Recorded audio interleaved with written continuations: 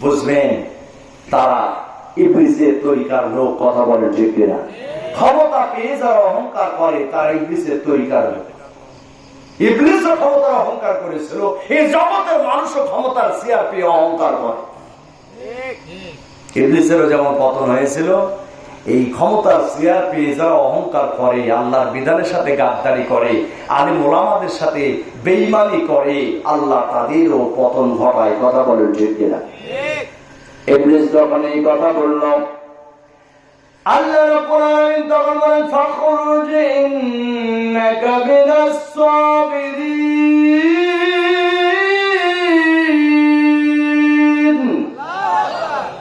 আল্লাহ বলেন ফাখরুজ মানে get out, বের হয়ে যা। হে ইবলিস, আমি তোরে যে সম্মান মর্যাদার আসনে রেখেছিলাম, এই সম্মান মর্যাদার আসন থেকে তোরে গলা ধাক্কা দিয়ে নামায় দিলাম। ফাখরুজ, বের হ, ইন্নাকা মিনাস সাবিরিন। অবশ্যই তুই ইতর জাহান্নামীদের দলে শামিল হয়ে যা, তুই কখনো জাহান্নাম থেকে পরিত্রাণ পাবি না।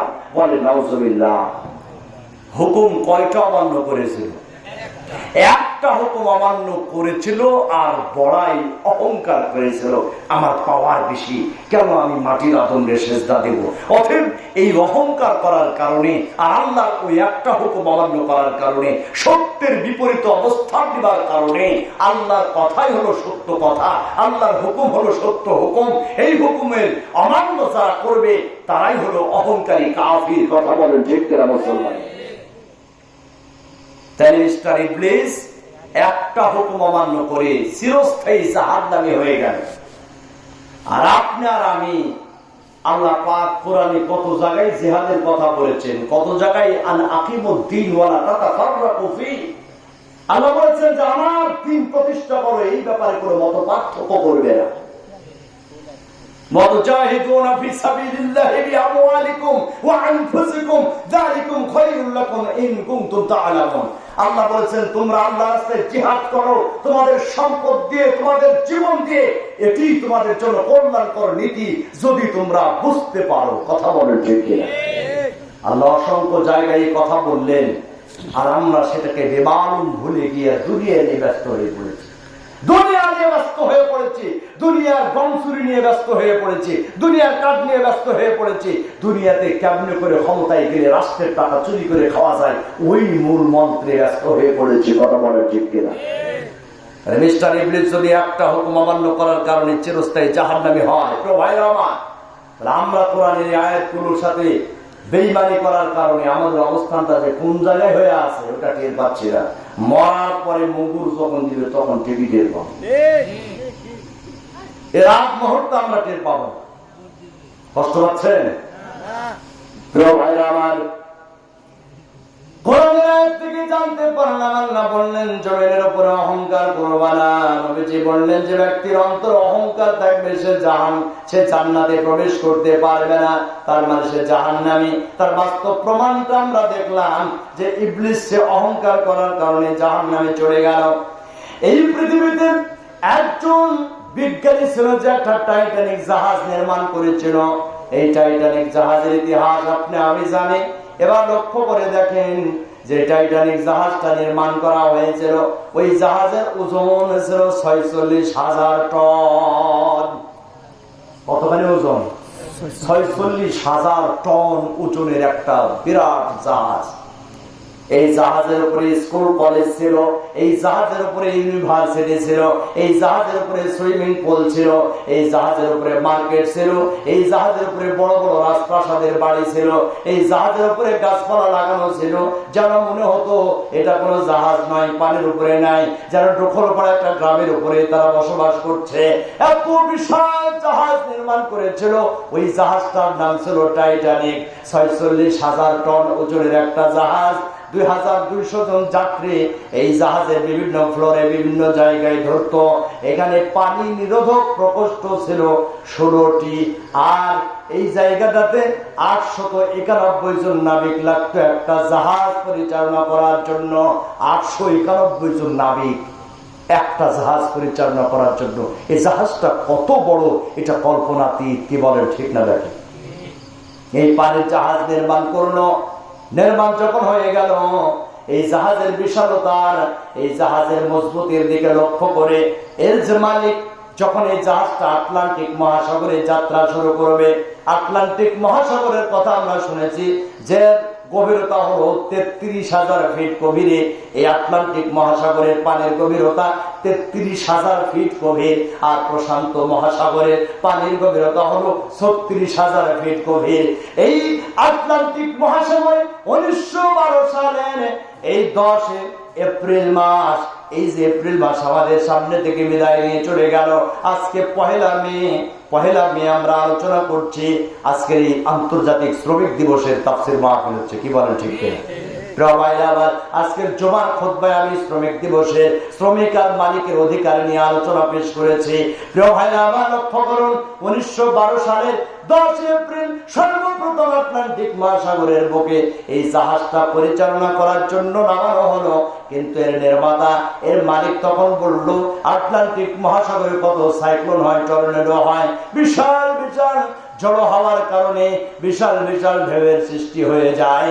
এত দুর্যোগ এই সাগরের মধ্যে আছে, কিন্তু কোন দুর্যোগ আমার এই টাইটানিকের বিন্দু মাত্র ক্ষতি করতে পারবে না। এই বলে অহংকার করলো, বলে নাউজুবিল্লাহ। এত বড় জাহাজ, কোন রকমের টর্নেডো, সাইক্লোন, কোনো কিছুই আমার জাহাজের বিন্দু মাত্র ক্ষতি করতে পারবে না। এতই মজবুতি করে এটাকে বানানো হয়েছে। এই মালিকের কথা, নির্মাতার কথা আমার আল্লাহর কাছে পছন্দ হয়নি। কারণ এই জাহাজকে নষ্ট করার জন্য, ডুবিয়ে দেওয়ার জন্য, ধ্বংস করার জন্য আল্লাহকে বেশি কষ্ট করা লাগবে না, কি বলেন ঠিক কিনা? খালি বলবেন কোন, ওটা ধ্বংস হয়ে যা, ফায়ার হয়ে যায়, কি বলেন ঠিক কিনা? অথচ আল্লাহর ক্ষমতার সামনে সে বাহাদুরি করে বলছে যে সারা দুনিয়া যদি ধ্বংস হয়ে যায় দুর্যোগে, আমার এই টাইটানিকের কিচ্ছু হবে না। ছেড়ে দিল 1912 সালের 10 এপ্রিল। 4 দিন পর্যন্ত এটা আটলান্টিক মহাসাগরে চলল। 14 এপ্রিলের মধ্যরাত যখন আসলো, একেবারে গভীর রজনী, তখন নাবিকেরা টের পেল যে এই জাহাজটা একটা ছোট্ট বরফ পিণ্ডের সাথে ধাক্কা লেগেছে। তারা বিভিন্ন যন্ত্র দিয়ে এটা বুঝতে পেরেছে ছোট্ট একটা বরফ পিণ্ডের সাথে ধাক্কা লেগেছে। ওরা মার্ক করেনি, ওরা এটাকে গুরুত্বই দেয়নি। তার কারণ হলো এই জাহাজের ওজন কত বললাম? 46,000 টন ওজনের যদি একটা জাহাজ বরফের পাহাড়ের উপরে উঠে, বরফের পাহাড় গলে পানি হয়ে যাবে, কি বলে ঠিক কিনা? তাই তারা চিন্তা করেছে এত ওজনের জাহাজ বরফের পাহাড়ে চললে যে পাহাড় গলে যাবে, তাহলে ছোট্ট একটা পাহাড়ের টুকরার সাথে একটু ধাক্কা লাগছে, কি আর হবে? ওরা গুরুত্ব দেয়নি। কিন্তু এখানে আমার আল্লাহর ক্ষমতার খেলা, কি বলে ঠিক কিনা? ওই ছোট্ট বরফ পিণ্ডের সাথে একটু ধাক্কা লাগার কারণে ও সেলাই আল্লাহ আটলান্টিক মহাসাগরে ওই বুকে আর ওই টাইটানিক জাহাজের তলদেশটা একেবারে ছিদ্র করে দিয়েছে। সুবহানাল্লাহ। প্রথম যাত্রা 4 দিন চলেছে, মধ্যরাত, তলা ফুটা হয়ে পানি ঢুকতে ঢুকতে ওই আটলান্টিক মহাসাগরের বুকে এই জাহাজ তলিয়ে গিয়েছে। আজও আটলান্টিক মহাসাগরের তলদেশে কাদার মধ্যে এই টাইটানিক জাহাজ পড়ে আছে। আপনি গুগলে এখন সার্চ দেন টাইটানিক জাহাজ বলে, আপনার মোবাইলে সঙ্গে সঙ্গে টাইটানিক জাহাজের ইতিবৃত্ত, ইতিহাস এবং বর্তমান অবস্থান কি সেটা আপনারা জানাই দেন। তাহলে এত টাকা খরচ করে মাত্র 4 দিন ভ্রমণ, অহংকার করার কারণে পতন ঘটালেন কে? আলোচনা বলেন কে? এজন্য অহংকারী আচরণ, কথাবার্তা ছেড়ে দেওয়া দরকার, আছে না নাই? এইবার চলেন, আমরা কোরআন থেকে জানলাম, হাদিস থেকে জানলাম, আল্লাহ কোরআন থেকে সর্বপ্রথম কে অহংকার করার কারণে ধ্বংস হয়ে গেল সেটাও জানলাম। এবার একজন নবীর জীবনী থেকে জানতে চাই যে ওই নবীর অবাধ্য আচরণ করার কারণে কওমদের কি করুণ পরিণতি হয়েছিল। আমরা কি বিরক্ত হচ্ছি? কোরআন এবং হাদিসকে সামনে রেখে বিষয় ভিত্তিক আলোচনা আমি আপনাদের সামনে উপস্থাপন করছি। এই পৃথিবীতে একটা ভূখণ্ড ছিল, যে ভূখণ্ডকে আল্লাহ পাক সাগর বানিয়ে দিয়েছেন। বিশ্বের মানচিত্রে যেটাকে ডেড সি, মৃত সাগর বলেই জানা যায়, ওইটা হলো জর্ডান এবং প্যালেস্টাইন, ফিলিস্তিনের মাঝামাঝি একটা জায়গা। ওই জায়গাটির নাম তাফসীর ইবনে কাসিরের মধ্যে উল্লেখ করা হচ্ছে সুদুম। ওই এলাকাটির নাম ছিল সুদুম এলাকা। কি এলাকা বলেন তো? সুদুম নামক এলাকা, সুদুম নামক অঞ্চল। এই জায়গাটাতে ওই জর্ডান এবং প্যালেস্টাইনের মাঝামাঝি একটা জায়গা, ওই জায়গাটার নাম হলো সুদুম। ওই সুদুম অঞ্চলের মানুষগুলোকে হেদায়েত করার জন্য আল্লাহ রাব্বুল আলামিন একজন নবী পাঠিয়েছিলেন। ওই নবীর নাম হলো হযরত লূত আলাইহিস সালাম। কি নবীর নাম বললাম? লূত আলাইহিস সালামকে আল্লাহ প্রেরণ করেছিলেন ওয়াজগুলো ঝাড়া মুখস্থ করে, যেন আপনারা নিজেরাই ওয়াজ করতে পারেন। সুদুম অঞ্চলে আল্লাহ পাক লূত আলাইহিস সালামকে নবী করে পাঠালেন। তিনি ছিলেন হযরত ইব্রাহিম আলাইহিস সালামের ভাতিজা। আরাক অঞ্চলে নবী ইব্রাহিম আলাইহিস সালাম, আর সুদুম অঞ্চলে লূত আলাইহিস সালাম নবী। আগের জামানায় এক একটা অঞ্চলের জন্য আল্লাহ এক একটা নবী পাঠাতেন। সুবহানাল্লাহ বলেন। এক একটা অঞ্চলের জন্য এক একটা নবী বানাতেন।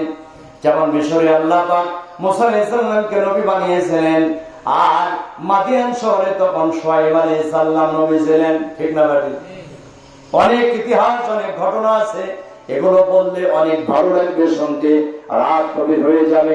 আমি ওই দিকে যেতে চাই না। আল্লাহ পাকের একজন প্রিয় নবী হযরত লূত আলাইহিস সালামকে আল্লাহ পাক সুদুম অঞ্চলের মানুষগুলোকে হেদায়েত করার জন্য পাঠালেন। তার কারণ হলো ওই অঞ্চলের মানুষগুলো নানাবিধ অপকর্মে লিপ্ত হয়েছিল। সুদুম অঞ্চলের মানুষগুলো নানাবিধ অন্যায় কাজে লিপ্ত হয়েছিল। তাদের অন্যায় অপকর্ম বিশ্লেষণ করলে দেখা যায় অনেকগুলো অপরাধের সাথে তারা জড়িত ছিল। তবে প্রধান চারটি অপরাধ তাদের মধ্যে ছিল। জোরে বলেন তো কয়টা অপরাধ? নাম্বার 1, ওই সদম অঞ্চলের যুবকেরা তারা পুরুষ হয়ে পুরুষের সাথে জৈবিক চাহিদা মেটাত, পুরুষ হয়ে পুরুষকে বিয়ে করত, তারা নারীদেরকে প্রত্যাখ্যান করত, নারীকে পছন্দ করত না। একজন যুবক আরেকটা যুবককে বিয়ে করে তাদের জৈবিক চাহিদা মেটাত। ইসলাম এইটাকে সমকামিতা আখ্যায়িত করে দিয়েছে, আর ইসলাম এইটাকে চরম অপরাধ, জঘন্য কবিরা গুনাহ ঘোষণা করে দিয়েছে। এটা হারাম। সুতরাং পুরুষ হয়ে পুরুষের সাথে মিলন করা, পুরুষ হয়ে পুরুষের সাথে জৈবিক চাহিদা মেটানো, এইটা ইসলাম সম্পূর্ণভাবে হারাম ঘোষণা করেছে। এটাকে বলা হয় সমকামিতা, একই গোত্রে প্রেম ভালোবাসা। যেমন নারী হয়ে নারীর সাথে যদি এই মিলন ঘটায়, এইটা সমকামিতা। পুরুষ যদি পুরুষের সাথে করে, এইটার নাম সমকামিতা। সারা বিশ্বের অনেক রাষ্ট্রে রাষ্ট্রীয়ভাবে বর্তমানে এই সমকামিতা একেবারে রাষ্ট্রীয়ভাবে বৈধ ঘোষণা করা আছে অমুসলিম রাষ্ট্রগুলোতে, কিন্তু বাংলাদেশে এইটা রাষ্ট্রীয়ভাবে ঘোষণা নেই। তবে গোপনে গোপনে বাংলাদেশে সমকামিতার মতো জঘন্য অপরাধ একেবারে আনাচে কানাচে ছড়াইয়া গেছে। বলে নাউজুবিল্লাহ। পেপার, পত্রিকা, সংবাদ, বিভিন্ন মিডিয়ায় দেখবেন যে এই সমকামিতার এই বিষ বাংলাদেশে ঢুকে গেছে। এটা হলো 1 নম্বর অপরাধ। 2 নম্বর অপরাধ হলো তারা পাহাড় কেটে কেটে মূর্তি বানিয়ে ওই মূর্তিগুলোকে তারা পূজা করত। এবার আবার বাংলাদেশের দিকে তাকান তো, মূর্তি আছে না নাই? ওই সুদুম অঞ্চলের যত অপরাধ, সব অপরাধ বাংলাদেশে আছে। একটু মিলিয়ে নেবেন। গজব আল্লাহর তরফ থেকে যা আসে এগুলো এমনি আসে না, আমাদের অপরাধের জন্য আসে। কি বলেন ঠিক কিনা? ওরা যেমন সমকামিতা, সুদুম অঞ্চলের লূত আলাইহিস সালামের কওমের যুবকেরা যেমন সমকামিতা শুরু করেছিল, ছেলে হয়ে ছেলের সাথে মিলন ঘটাতো। পৃথিবীর ইতিহাসে সর্বপ্রথম এই ন্যাক্কারজনক অপরাধ লূত আলাইহিস সালামের কওমরাই চালু করেছিল। বলেন নাউজুবিল্লাহ। বাংলাদেশেও সেই সমকামিতা আছে। কিছুদিন আগে দেখলাম টাঙ্গাইলে একজন স্কুল ছাত্রী আরেকজন ছাত্রীর বাড়িতে অনশন করছে, বলছে যে আমি তার বিয়ে করব, মেয়ে হয়ে মেয়েকে বিয়ে করব। কয়েকদিন আগে দেখা গেল যে স্বামীকে তালাক দিয়ে ননদের সাথে ভাবি ভাগে চলে গেছে। এগুলো শুনলে হয়তো মনে করবে যে কি জন্য বলতেছে। এটা বাংলাদেশে এখন হচ্ছে অহরহ। যারা এখন নেট দুনিয়ায় আছে, এই ইয়াং জেনারেশন, তারাই সংবাদ জানে। আপনার মুরব্বীরা এগুলো টিভিও দেখেন না, মোবাইলও দেখেন, এগুলো জানেন না। এগুলো এখন বাংলাদেশে ঘটতেছে। এগুলো শুনতেই খারাপ লাগে, আর অনেকে শুনে মনে করবে এগুলো আন্দাজি বলে, আসলে আন্দাজি না, এটা বাস্তবতা এই সমাজে ঘটে যাচ্ছে, ও প্রতি মুহূর্তে ঘটে যাচ্ছে। বলে নাউজুবিল্লাহ, যে হিজড়া গুলো আছে আমাদের সমাজে, এই হিজড়া যে আকাম কোকাম গুলো করে সেটা তো আছেই, এটা ইসলাম সাপোর্ট করে। তারা অর্ধভঙ্গ হয়ে সমাজে যে চলাফেরা করে সমাজটাকে ধ্বংস করছে, এটাকে কি ইসলাম সাপোর্ট করে? বলেন, করে। কিন্তু এর বিরুদ্ধে কোনো সোচ্চার নাই, কিচ্ছু নেই। এগুলো একটা অপরাধ, এই অপরাধের শাস্তি অবশ্যই পেতে হবে। কি বলেন, ঠিক কিনা? তাই সুদূম অঞ্চলের নবী লূত আলাইহিস সালামের কওমের 1 নম্বর অপরাধ ছিল তারা সমকামিতা করেছিল। 2 নম্বর অপরাধ হলো তারা মূর্তি পূজায় লিপ্ত ছিল। বাংলাদেশের মানুষও মূর্তি পূজা করে। এই 5 আগস্টের পরে কতগুলো মূর্তির গলায় যে দড়ি লাগায় টানা টানা নামাইছে। কি বলেন, ঠিক না?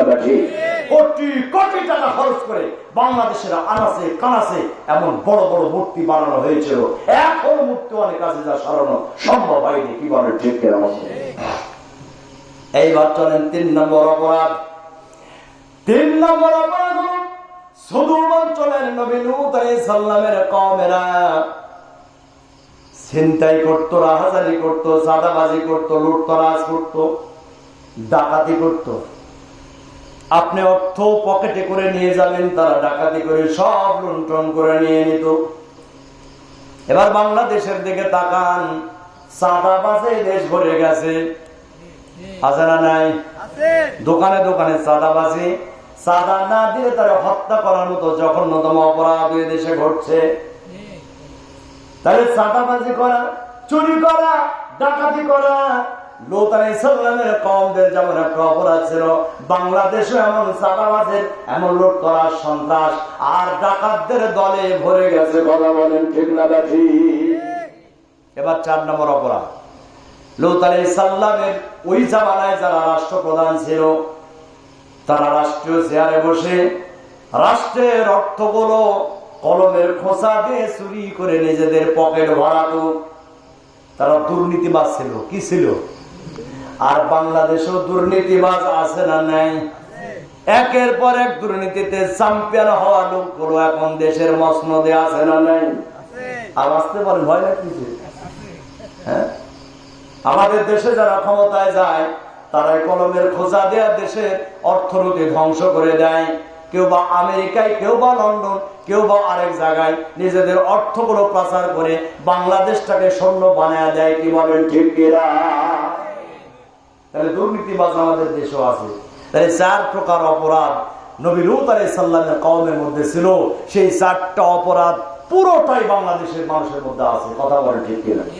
এবার বলেন, এই অপরাধে কি হলো? আল্লাহ পাক রব্বুল আলামিন নবী লূত আলাইহিস সালামকে পাঠালেন। লূত আলাইহিস সালাম এসে কওমের লোকদেরকে ডাক দিয়ে বলল, আমার কওমের লোকেরা, তোমরা এক আল্লাহর প্রতি ঈমান আনয়ন করো আর আমাকে নবী বলে মেনে নাও। যাদের লোকেরা বলল, লূত, তোমার তো পা রাখার জায়গা নাই, তুমি দরিদ্র মানুষ, তোমাকে আমরা নবী বলে মানি না। লূত আলাইহিস সালাম বললেন, তোমরা মানলেও ভালো, না মানলেও ভালো, আল্লাহ আমাকে নবুয়ত দিয়েছেন আল্লাহর একত্ববাদ প্রচার করার জন্য।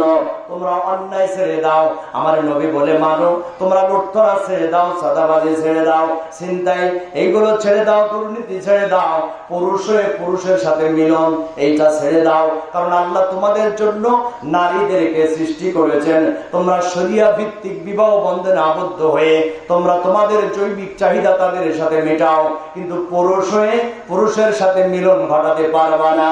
লূত আলাইহিস সালাম যখন জাতির লোকদেরকে এটা ঘোষণা দিলেন, তখন জাতির যুবকেরা খেপে গেল, ক্ষিপ্র হয়ে চতুর্দিক থেকে নবী লূত আলাইহিস সালামের প্রতি তারা আক্রমণ শুরু করলো, হুমকি ধমকি শুরু করলো। তারা বলতে শুরু করলো, ওগো লূত, তুমি যদি এই কথাগুলো বলতে বিরত না হও, তাহলে আমরা তোমাকে গলা ধাক্কা দিয়ে সসম্মান করে এই সদর অঞ্চল থেকে তোমাকে বের করে দিব। আওয়াজ দিয়ে বলে নাউজুবিল্লাহ। একজন নবীর সাথে কেমনে আচরণ করতে হয় তারা তা শিখেনি। একজন নবীর সাথে কিভাবে কথা বলতে হয় তারা তা বোঝেনি। তারা নবীর সাথে বেয়াদবি করলো, ঔদ্ধত্যপূর্ণ অহংকারমূলক কথা বলতে শুরু করলো। এভাবে দিনের পর দিন চলে যায়, বছরের পর বছর চলে যায়। জাতির লোকেরা ভালো হয় না, একটা অপরাধও ছাড়ে না। ওই সদম অঞ্চলের দরিদ্র শ্রেণীর যারা মানুষ, তারা নবী লূত আলাইহিস সালামকে নবী মেনে নিয়ে হাতে হাত রেখে কালিমা পড়ে তারা মুসলমান হয়ে যায়। কিন্তু ধনী শ্রেণীর মানুষ